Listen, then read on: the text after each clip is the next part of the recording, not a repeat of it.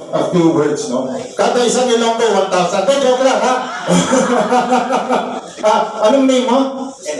MM. Ano ka? Salon stylist? Anong salon po?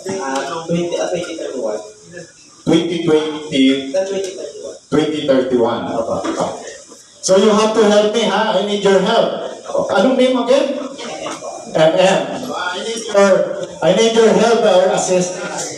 Kasi very important yung, alam mo, I don't normally go to master classes.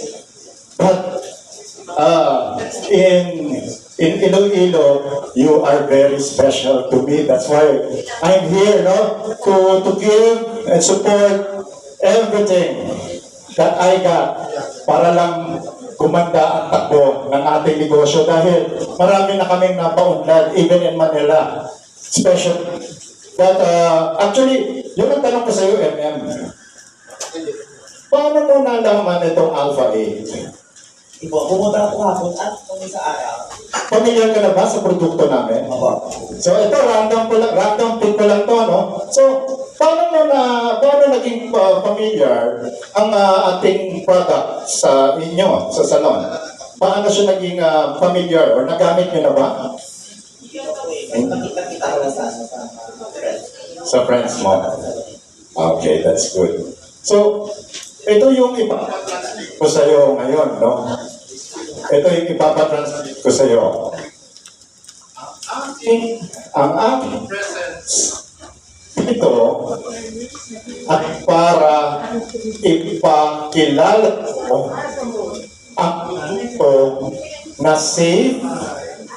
Ang presence ko ngayon dito ay i-introduce ko sa Iloilo ang produktong napaka-safe, napaka-affordable, at higit sa lahat, quality beyond expectations. Can you translate that in Ilonggo? Pang Miss Universe ka? Sige nga. So, ano ang bulong? Sir, Dandahan, ha? gina-produce ang bulong na safe ko na sa tatanda. Dandahan lang naman. Ulit. Mabilis eh. Okay.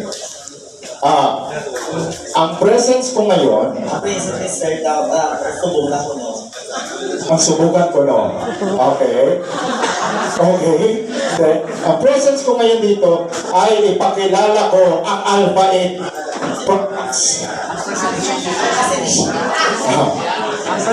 Sige, ganito na lang.